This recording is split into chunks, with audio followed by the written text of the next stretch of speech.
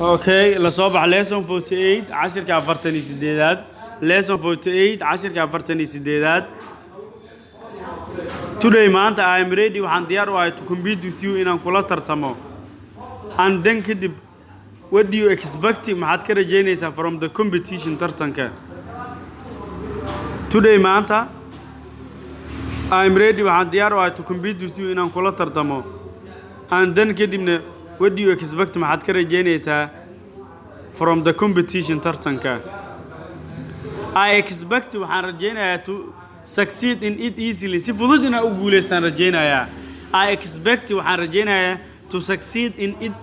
easily macna si fudud inaan ku guuleysto since maadaama your classmates ardayda kugu fasalka ah ardal ay indamiino we are clever anagana aan nahay laacibiin and I expect waxaan rajaynayaa to succeed goal in it easily si fudud inaan u guuleysto since maadaama your classmates ardayda kugu fasalka ah ardal ay indamiino we are clever anaguna aan nahay khatar ama xariifyaal don't praise your group erey praise haway praise amaan way don't praise your group ha amaanin kooxdaada because maxaa yeelay there is a proverb waxaa jirta maama which says taasoo dhahayso he who praises himself is like she goat which sucked or suckled itself macnaha rag isfaanshwaari isnuugday don't praise your group ha amaanin kooxdaada don't praise your group ha amaanin kooxdaada because maxaa yeelay there is a proverb waxaa jirta maama which taasoo says oranaysa ama dhahaysa he who praises ruuxi is amaana himself qudhiisa is amaana nafahantiisa is like she goat waa sir ridiyo kale which taasoo sucked is nuugday ama suckled is nuugday itself suckled hawa is nuugday itself nafahanteeda is nuugday maxaa laga wadaa rag isfaansho waa ri is nuugday and if you are clever haddii aad khatar tahay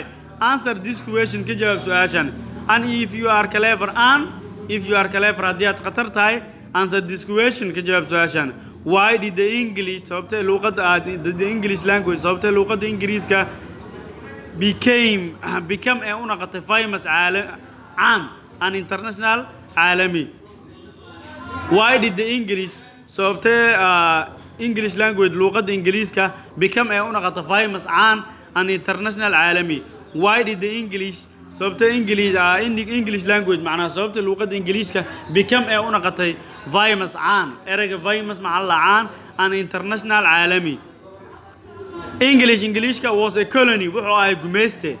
Englishka was a colony wuxuu ahay gumeyste which kaasoo colonized gumeyste many countries wadamo fara badan dan kadibna its language luqadiisa became waxay noqotay famous caan an international caalami Englishka was a colony wuxuu ahay gumeyste which kaasoo colonized gumeystay many countries wadamo fara badan its language luqadiisana became waxay noqotay famous caan an international caalami